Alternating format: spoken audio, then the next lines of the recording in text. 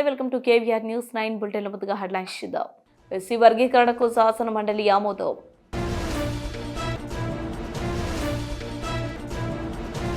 బలహీన వర్గాలకు కాంగ్రెస్ ద్రోహం చేస్తుంది కేటీఆర్. కూటమి అరాచకాలపై భూమన కరుణాకర్ రెడ్డి ఆగ్రహం.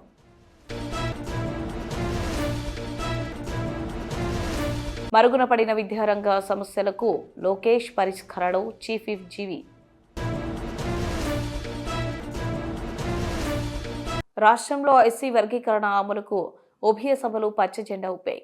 సుప్రీంకోర్టు తీర్పు అనంతరం ఎస్సీ వర్గీకరణపై రాష్ట్ర ప్రభుత్వం నియమించిన జస్టిస్ షమీం అఖ్తార్ ఏకసభ్య కమిషన్ 4 సిఫారసులు చేసింది. వాటిలో రాష్ట్రంలోని మొత్తం 59 ఎస్సీ కులాలను 3 గ్రూపులుగా వర్గీకరించడం, ఉద్యోగాల భర్తీ విధానం, రోస్టర్ పాయింట్ విభజన ప్రతిపాదనలను ఆమోదించిన సర్కారు క్రిమిలేయర్ సిఫారసును తిరస్కరించింది. మంత్రి మండలి ఆమోదించిన అనంతరం సంబంధిత నివేదికను మంగళవారం శాసనసభ శాసన మండలిలో ప్రవేశపెట్టింది. 2 చోట్ల నివేదికకు ఆమోదం లభించింది. దీంతో దాదాపు 3 దశాబ్దాలుగా వర్గీకరణ కోసం ఎదురు చూసిన వారికి లబ్ధి చేకూరనుంది. జస్టిస్ షమీం అఖ్తార్ కమిషన్ సామాజిక, ఆర్థిక, విద్య, ఉద్యోగాలు, రాజకీయాల్లో ప్రాతినిధ్యం ఆధారంగా అత్యంత వెనుకబడిన కులాలను గ్రూప్ 1లో, మధ్యస్థ లబ్ధి పొందిన కులాలను గ్రూప్ 2లో, మెరుగైన ప్రయోజనాలను పొందిన కులాలకు గ్రూప్ 3లో చేర్చింది. పంజాబ్ రాష్ట్ర ప్రభుత్వం versus Davinder Singh and others civil appeal number 2017/2011 తేదీ 1/8/2024 కేసులో తీర్పు వెలువడింది. అదే రోజున 2024 ఆగస్టు 1వ తేదీన ఇదే శాసనసభలో రాష్ట్ర ప్రభుత్వం సుప్రీంకోర్టు రాజ్యాంగ ధర్మాసనానికి మనస్ఫూర్తిగా కృతజ్ఞతలు తెలియజేసింది. ఎస్సీ వర్గీకరణ అమలుకు రాష్ట్రం ప్రభుత్వం కట్టబడి ఉంది అని చెప్పి ప్రకటన చేసింది. అధ్యక్ష, ఎస్సీ వర్గీకరణ అమలు చేసే బాధ్యతను మా మిత్రులు, మా మంత్రివర్గ సహచరులు మేమందరం తీసుకుంటామని అదే రోజున ఎస్సీ సోదరులకు మాట ఇచ్చాము. ఈ ప్రక్రియలో భాగంగా న్యాయపరమైన ఇబ్బందులు తలెత్తకుండా రాష్ట్ర ప్రభుత్వం అప్పటి నుంచే కార్యాచరణ చర్యలు చేపట్టింది. గౌరవ సుప్రీంకోర్టు రాజ్యాంగ ధర్మాసనం ఇచ్చిన తీర్పును అధ్యయనం చేయటం, ఈ తీర్పుతో ముడిపడి ఉన్న వివిధ అంశాలను జాగ్రత్తగా పరిశీలించి ముందుకు వెళ్లే మార్గాలను సూచించడంతో పాటు అవసరమైన సిఫారసులు చేయాలని కోరుతూ 2024 సెప్టెంబర్ 12వ తేదీన నీటిపారుదల, పౌర సరఫరాల శాఖ మంత్రి ఉత్తమ్ కుమార్ రెడ్డి గారి అధ్యక్షన మంత్రులు దామోదర్ రాజనరసింహ, దుద్దిల్ల శ్రీధర్ బాబు, శ్రీ పొన్నం ప్రభాకర్, శ్రీమతి ధనసరి అనసూయ సీతక్క, ఎంపీ మల్లు రవి సభ్యులుగా కమిటీని నియమించింది. కమిటీ పలు దఫాలుగా సమావేశమై విస్తృత చర్చలు జరిపింది. ఇతర రాష్ట్రాల్లోని ఎస్సీల ఉపకులాల వర్గీకరణ అమలు తీరును అధ్యయనం చేసేందుకు సీనియర్ అధికారుల బృందాన్ని పంజాబ్, హర్యానా, తమిళనాడు రాష్ట్రాలకు పంపించింది. సుప్రీంకోర్టు తీర్పు అమలుకు అనుసరించాల్సిన విధానాలపై రాష్ట్ర న్యాయశాఖ కార్యదర్శి, రాష్ట్ర అడ్వకేట్ జనరల్ నుంచి న్యాయ సలహాను స్వీకరించింది. విస్తృత సమావేశాలు, సంప్రదింపుల అనంతరం వర్గీకరణపై లోతైన అధ్యయనం కోసం ఏకసభ్య న్యాయ కమిషన్ను వేయాలని కమిటీ సిఫార్సు చేసింది. అధ్యక్ష, కమిటీ సిఫార్సు ప్రకారం రాష్ట్ర ప్రభుత్వం 2024 అక్టోబర్ 11వ తేదీన డాక్టర్ జస్టిస్ షమీం అఖ్తర్ గారి ఆధ్వర్యంలో ఏకసభ్య న్యాయ కమిషన్ను GO 8 ద్వారా ఏర్పాటు చేసింది. 60 రోజుల వ్యవధిలో కమిషన్ తమ నివేదికను అందించాలని అందులో నిర్దేశించింది. గడువులోగా ఈ ప్రక్రియ పూర్తి కానందున 2025 జనవరి 11వ తేదీన మరో 30 రోజుల పాటు ఫిబ్రవరి 10 తారీఖు వరకు ఈ కమిషన్ గడువును ప్రభుత్వం పొడిగించింది. కమిషన్ యొక్క విధి విధానాలు ఈ విధంగా ఉన్నాయి. అధ్యక్ష, తెలంగాణ రాష్ట్రంలోని ఎస్సీ కులాలు, ఉపకులాల హేతుబద్ధమైన వర్గీకరణకు అందుబాటులో ఉన్న జనాభా గణన సమాచారాన్ని పరిగణలోకి తీసుకొని శాస్త్రీయ పద్ధతిలో చేపట్టాలి. ఎస్సీల్లోని వివిధ ఉప సమూహాల మధ్య ఉన్న అంతరాలను గుర్తించేందుకు సమగ్ర అధ్యయనాలు నిర్వహించాలి. రాష్ట్ర ప్రభుత్వ ఉద్యోగ అవకాశాలు, విద్యా సంస్థల్లో ప్రవేశాల్లో తగినంత ప్రాధాన్యత లేకపోవడం దృష్టి పెట్టాలి. ఎస్సీలోని ఉప సమూహాల మధ్య సామాజిక, ఆర్థిక, రాజకీయ, విద్యాపరంగా వెనుకబాటుతనానికి సంబంధించి వివిధ కోణాలను పరిశీలించాలి. సుప్రీంకోర్టు తీర్పు ప్రకారం ఎస్సీ కులాల ఉపవర్గీకరణను సమర్థవంతంగా అమలు చేసే విధానాన్ని గుర్తించాలి. రిజర్వేషన్ ప్రయోజనాలను షెడ్యూల్డ్ కులాలలోని వివిధ ఉపసమూహాలకు పంపిణీ చేసేందుకు చేపట్టవలసిన ఇతర చర్యలను సూచించాలి. 2024 నవంబర్ 11వ తేదీన విచారణ కమిషన్ బాధ్యతలు స్వీకరించింది. 13/11/2024 కమిషన్ ఆఫ్ ఎంక్వైరీస్ రూల్స్ 1968లోని 4 సబ్ క్లాస్ 1B కింద నోటిఫికేషన్ జారీ చేసింది.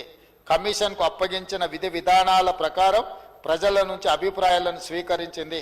2024 డిసెంబర్ 4 నుంచి 2025 జనవరి 3వ తేదీ వరకు రాష్ట్రంలోని వివిధ జిల్లాల్లో కమిషన్ పర్యటించింది. శాసనసభ ప్రత్యేక సమావేశం పెట్టడం ద్వారా ఎన్నికల సమయంలో కాంగ్రెస్ చేసిన కామారెడ్డి డిక్లరేషన్ ప్రకారం బీసీలకు 42% రిజర్వేషన్ కల్పించే బిల్లులను పెట్టి చట్టబద్ధత తెస్తారని అనుకున్నామని భరోసా సభ్యుడు కేటీఆర్ అన్నారు. కులగణనపై శాసనసభలో చర్చ సందర్భంగా ఆయన మాట్లాడుతూ కులగణనతో రాష్ట్రంలో బీసీలకు ఉప ప్రణాళిక తీసుకొచ్చి ప్రత్యేకంగా నిధులు కేటాయిస్తారని అనుకున్న అయితే సబ్ కమిటీకి నేతృత్వం వహించిన మంత్రి ఉత్తమ్ కుమార్ రెడ్డి సోమవారం మీడియా ఎదుట చెప్పిన విషయాన్ని సభలో పెట్టారు. సీఎం 4 పేర్లు చదివారు. మీ ప్రభుత్వంపై ప్రజలకు నమ్మకం లేదు. ఆనాడు మా ప్రభుత్వం సమగ్ర కుటుంబ సర్వే నిర్వహిస్తే అప్పట్లో రేవంత్ రెడ్డి ఎలాంటి వ్యాఖ్యలు చేశారో తెలిసిందే. ఆ సీఎం చెబుతారు, సరే ఎవరు పడితే వారు అడిగితే 57 రకాల వివరాలు ఇస్తారా అని ఎన్యూమరేటర్లను అనేక మాటలు అన్నారు. మా ప్రభుత్వం 2014లో పక్కాగా సర్వే చేసింది. నివేదిక వెబ్సైట్లోనూ పెట్టాం. దాని నుంచే నేడు భాజపా సభ్యుడు పాయల్ శంకర్ వివరాలను తీసుకున్నారు. నేతృత్వంలో వేసిన ఏకసభ్య కమిషన్ ఏదైతే సిఫారసులు చేసిందో ఆ కమిషన్ సిఫారసులను రాష్ట్ర ప్రభుత్వం ఇక్కడ ప్రవేశపెట్టింది. ఆ సిఫారసులకు ముందుగా అధ్యక్ష, మొదటి నుంచి ఈరోజు కాదు అధ్యక్ష, ఒక ప్రజాస్వామిక ఉద్యమంగా మలిదశ తెలంగాణ ఉద్యమానికి నాయకత్వం వహించిన పార్టీగా టీఆర్ఎస్ పార్టీ మొదటి నుంచి కూడా ఎస్సీ వర్గీకరణ అంశంలో చాలా స్పష్టంగా ఉన్నది. సంపూర్ణమైన మద్దతు 2001 నుంచి చెప్తూనే వస్తున్నది. మరి ఒక అస్తిత్వ ఉద్యమానికి నాయకుడిగా, తెలంగాణ ప్రజల ఆకాంక్షను సంపూర్ణంగా అర్థం చేసుకున్న నాయకుడిగా, 4 కోట్ల ప్రజల తరపున కొట్లాడిన నాయకుడిగా, ఆనాడు మరొక అస్తిత్వ ఉద్యమానికి నాయకత్వం వహిస్తున్న సోదరులు మందకృష్ణ మాదిగ గారు. ఎందుకంటే ఇవాళ ఇక్కడ మనం వర్గీకరణ గురించి మాట్లాడి కృష్ణమాదిగ గారి గురించి మాట్లాడకపోతే అది కరెక్ట్ కాదు అధ్యక్ష. తప్పకుండా ఈ సభ కృష్ణమాదిగ గారికి, అదేవిధంగా వారితో పాటు పోరాడి అసూలు బాసిన అమరులకు కూడా మనం తప్పకుండా వారిని గుర్తు చేసుకోవాలని చెప్పి కూడా చెబుతూ, ఆనాడు ఎంఆర్పిఎస్ కానీ, తర్వాత టీఎంఆర్పిఎస్ కానీ, ఇతర సంఘాలు కానీ, ప్రజా సంఘాలు కానీ, సంస్థలు, వ్యక్తులు వారు చేసిన ప్రతి పోరాటానికి ఆనాడు కేసీఆర్ గారు ఉద్యమ నాయకుడిగా అండగా నిలబడ్డారు. ఆ తర్వాత 2014వ సంవత్సరంలో తెలంగాణ రాష్ట్రం ఏర్పడ్డ తర్వాత ముఖ్యమంత్రిగా అధ్యక్ష ఇప్పుడేదో ప్రభుత్వం నుంచి ఏదో చెప్పే ప్రయత్నం చేసినారు. మేమేదో వర్గీకరణ విషయంలో వారేదో పోరాడితే మేము అడ్డుకున్నట్టు చిత్రీకరించే ఒక కుయుక్తిని కొంత ప్రయత్నం చేశారు ప్రభుత్వం. మీరు పాజిటివ్ దృక్పథంతో అడిగితే పాజిటివ్ సజెషన్స్ చెప్తాం అధ్యక్ష, కానీ వాస్తవాలను మార్చలేరు, ఎందుకంటే ఇది అసెంబ్లీ రికార్డు. అధ్యక్ష 2014-29 నవంబర్ సరిగ్గా కేసీఆర్ గారు నిరాహార దీక్ష కూర్చున్న రోజు తర్వాత 5 సంవత్సరాల తర్వాత ఆ రోజు ఆ దీక్షా దివస్ సందర్భంగా ఇదే శాసనసభలో గౌరవ ముఖ్యమంత్రిగా కేసీఆర్ గారు ఆనాడు ఈ వర్గీకరణ అంశానికి సంబంధించి తీర్మానాన్ని ప్రవేశపెట్టారు అధ్యక్ష. ఆ తీర్మానాన్ని నేను చదివి కూడా వినిపిస్తాను. This house supports the policy of categorization of scheduled castes to ensure equitable distribution of statutory benefits as per their population and their relative backwardness, and resolves to request the government of India to bring in necessary amendment to the Constitution of India to give effect to the same. అంటే అవసరమైతే రాజ్యాంగ సవరణ చేసైనా సరే SC వర్గీకరణకు నడుం బిగించండి అని ఏకగ్రీవ తీర్మానం చేసి ఆనాడు తెలంగాణ రాష్ట్ర ముఖ్యమంత్రిగా కేసీఆర్ గారు కేవలం తీర్మానం చేసి చేతులు దులుపుకోలేదు అధ్యక్ష. ఇక్కడి నుంచి ముఖ్యమంత్రిగా, ఆనాడు ఉప ముఖ్యమంత్రిగా నాకు గుర్తున్నంత వరకు కడియం శ్రీయర్ గారు ఉన్నట్టున్నారు. ఇద్దరు కూడా కలిసి ఆనాడు అప్పటి ప్రధానమంత్రి నరేంద్ర మోడీ గారిని కలిసి ఎస్సీ వర్గీకరణ విషయంలో ఇది మా ప్రభుత్వం చిత్తశుద్ధి అంటూ ప్రధానమంత్రికి నేరుగా ఆ తీర్మానం కాపీని కూడా తీసుకుపోయి అందించిన ఘనత మా నాయకుడు కేసీఆర్ గారి అధ్యక్ష డాక్టర్ బాబాసాహెబ్ అంబేద్కర్ గారు, ఎందుకంటే మంత్రి గారు కూడా వారిని గుర్తు చేసుకున్నారు. I wanted to quote doctor Babasaheb Ambedkar. అధ్యక్ష, ఒక మాట, గొప్ప మాట బాబాసాహెబ్ చెప్పిన మాట, so long as you do not achieve social liberty, whatever freedom is provided by the law is of no avail to you. అంటే ఏంటంటే అధ్యక్ష, సామాజిక స్వేచ్ఛ అనేది నీకు లేకపోతే చట్టం ద్వారా సంక్రమించిన ఏ హక్కైనా అది వ్యర్థం, నిరర్ధకం అనే ఒక మాట ఆనాడే డాక్టర్ బాబాసాహెబ్ చెప్పారు అధ్యక్ష. డాక్టర్ బాబాసాహెబ్ చెప్పిన విధంగా బోధించు, సమీకరించు, పోరాడు అనే అంబేద్కర్ తత్వాన్ని జీర్ణించుకొని పోరాడిన పార్టీగా మేము మొదటి నుంచి కూడా ఈ అంశంలో ఉన్న నిజాయితీని గుర్తించి ప్రతిపక్షంలో ఉన్న, అధికార పక్షంలో ఉన్న, ఉద్యమ పార్టీగా ఉన్న మొదటి నుంచి ఈ అంశాన్ని మేము గుర్తించాం అధ్యక్ష. అందుకే కేసీఆర్ గారు ముఖ్యమంత్రి అయిన తర్వాత ఆనాడు గాంధీ భవన్ మీద జరిగిన ఆనాడు నిరసన జరిగినప్పుడు కొంతమంది అమరులైనారు అధ్యక్ష. ఆ పోరాటంలో, ఎంఆర్పిఎస్ పోరాటంలో వారిని కూడా ఆనాడప్పుడు కాంగ్రెస్ ప్రభుత్వం పట్టించుకోకపోయినా వారికి కూడా ఎక్స్గ్రేషియా ఇచ్చి ఆ కుటుంబాలను కూడా ఆదుకున్నది కేసీఆర్ గారి ప్రభుత్వం అనే మాట నేను గుర్తు చేస్తా ఉన్నా అధ్యక్ష. సుప్రీంకోర్టులో 10 సంవత్సరాల పాటు ఈ కేసులో ఇంప్లీడ్ అయి గట్టిగా వాదించి, ఇందాక ముఖ్యమంత్రి గారు చెప్పినట్టు సీనియర్ మోస్ట్ కౌన్సిల్స్ ని చాలా ఖర్చుతో కూడుకున్న, ప్రయాసతో కూడుకున్న వ్యవహారం అయినప్పటికీ, వ్యయంతో కూడుకున్న ప్రయత్నం అయినప్పటికీ నియమించి మరి ఈ అంశంలో గట్టిగా వాదించి, సరే చివరికి తీర్పు మొన్నొచ్చిండొచ్చు, కానీ ప్రయత్నం ఎప్పటి నుంచో జరుగుతా ఉంది. ఆ ప్రయత్నం మా ప్రభుత్వ హయాంలో కూడా బలంగా చేసినామని. మంగళ మేళాలతో ప్రశాంతంగా నిద్ర లేవాల్సిన ఆధ్యాత్మిక నగరం తిరుపతిలో గత వారం రోజులుగా జరుగుతున్న విధ్వంసకాండను చూసి క్యాన్సర్ కన్నా ప్రమాదకరమైనది టీడీపీ నేతృత్వంలోనే కూటమి అని ప్రజలకు అర్థమైంది. ఎన్నికలో రౌడీయిజం, దౌర్జన్యాలతో గెలవడం కూడా ఒక గెలిపేనా? డిప్యూటీ మేయర్ పదవి కోసం ఎమ్మెల్సీని కిడ్నాప్ చేయడం దేశంలోనే తొలిసారి తిరుపతిలో జరిగింది అని వైఎస్ఆర్సీపీ చిత్తూరు తిరుపతి జిల్లా అధ్యక్షుడు భూమన కరుణాకర్ రెడ్డి ఆగ్రహం వ్యక్తం చేశారు. తిరుపతి పద్మావతిపురంలోని తన నివాసంలో భూమన మీడియాతో మాట్లాడారు.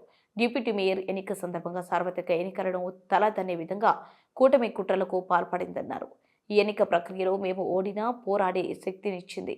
వాస్తవానికి వైఎస్ఆర్సీపీ కార్పొరేటర్లదే నైతిక విజయం.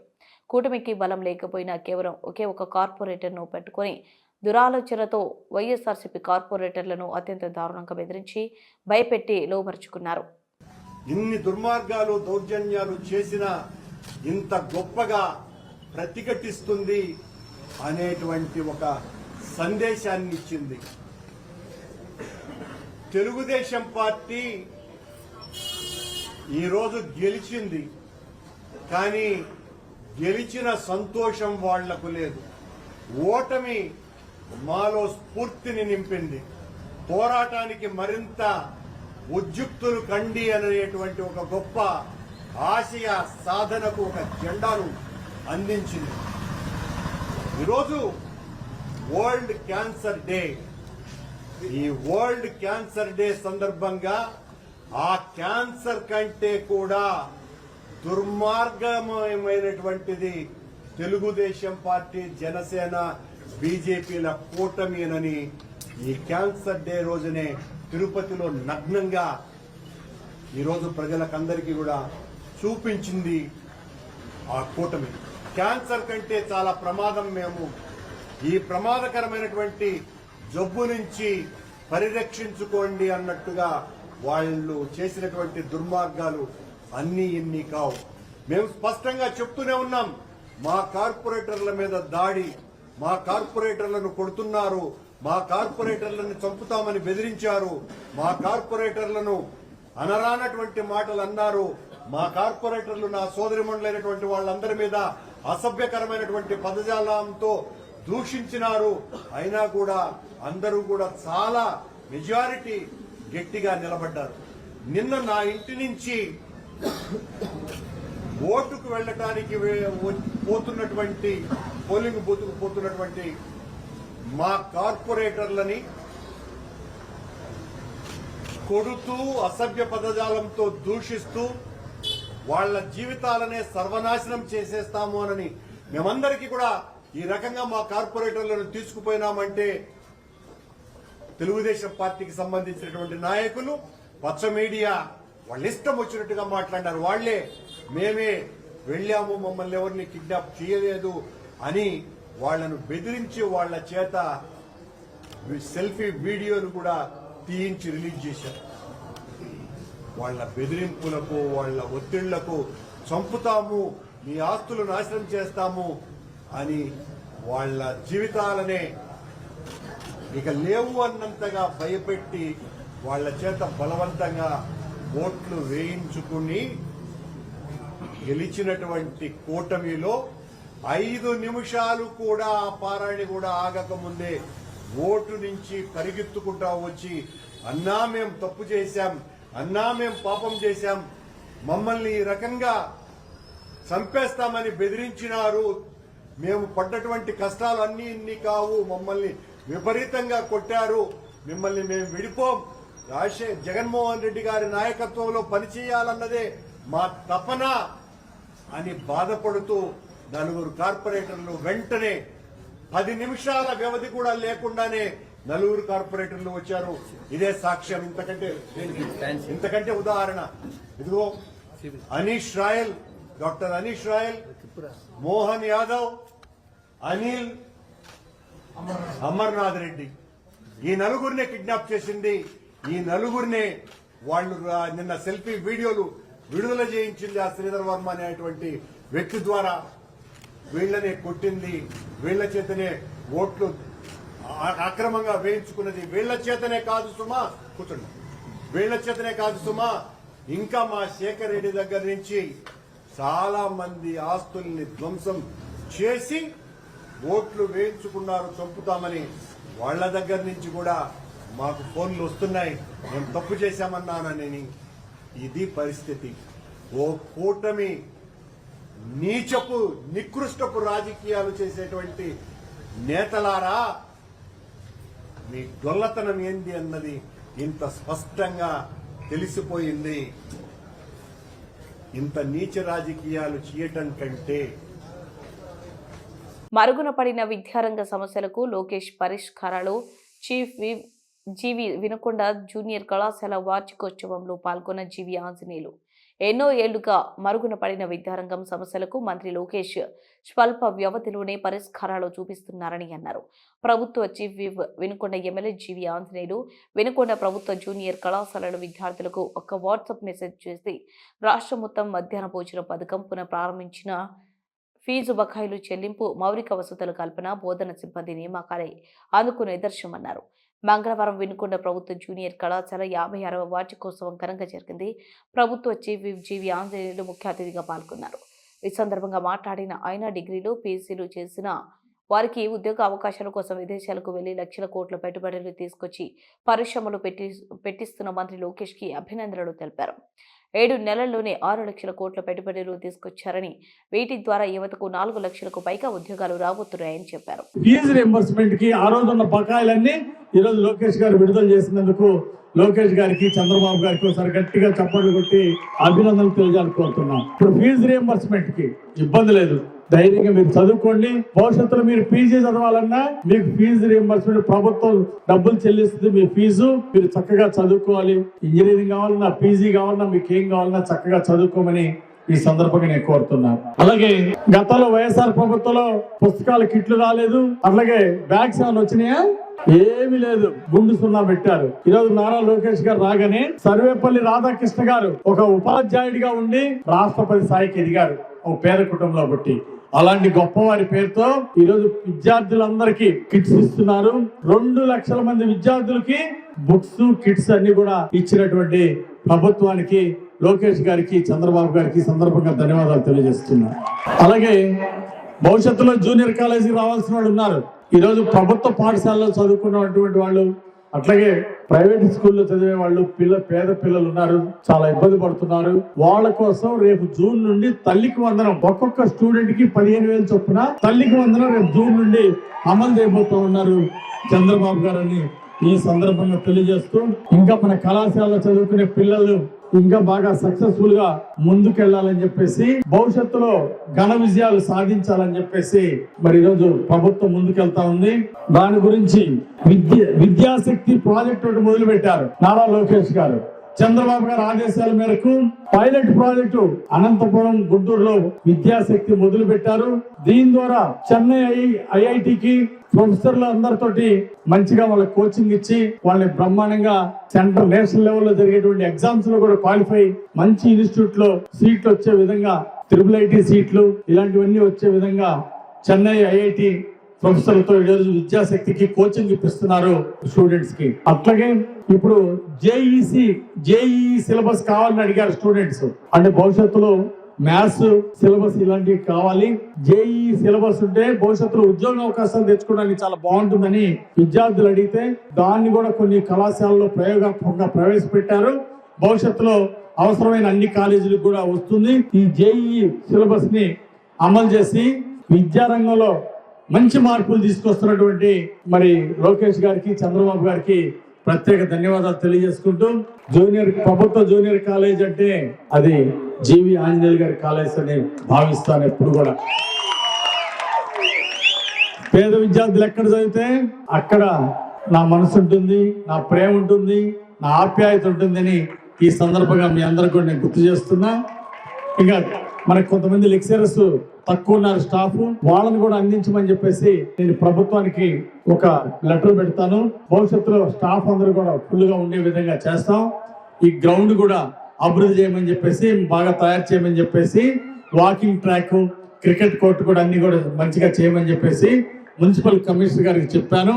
దాన్ని కూడా తొందరలోనే తీర్చిదిద్దడం జరుగుతుందని ఈ సందర్భంగా తెలియజేస్తూ, వచ్చే సంవత్సరం మెరిట్ స్కాలర్షిప్లు, ఈ సంవత్సరం ఎవరైతే బాగా చదివి మంచి మార్కులు వస్తాయో ప్రతి క్లాస్ లో ఫస్ట్, సెకండ్, థర్డ్ ప్రైజులు ఉంటాయి. బాగా చదివిన వాళ్ళందరికీ కూడా మెరిట్ స్కాలర్షిప్లు, గోనుగుంట సత్యనారాయణ మెమోరియల్ స్కాలర్షిప్లు ఇవ్వబడుతుంది. చక్కగా అందరూ కూడా బాగా చదవాలని ఈ సందర్భంగా కోరుకుంటూ, నేటి స్టూడెంట్సే రేపు భావి భారత పౌరులు.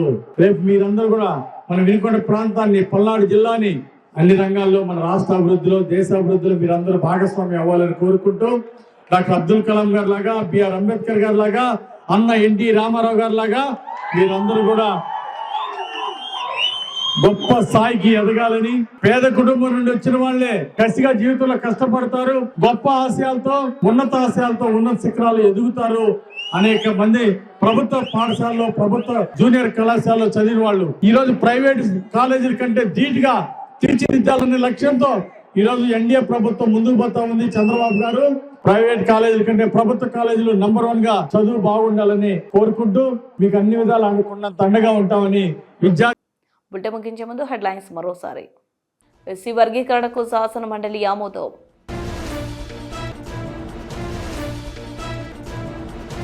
బలహీన వర్గాలకు కాంగ్రెస్ ద్రోహం చేస్తుంది కేటీఆర్.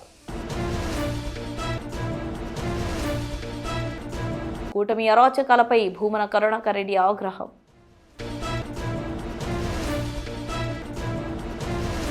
మరుగున పడిన విద్యారంగ సమస్యలకు లోకేష్ పరిష్కరణలో చీఫ్ విప్ జీవి.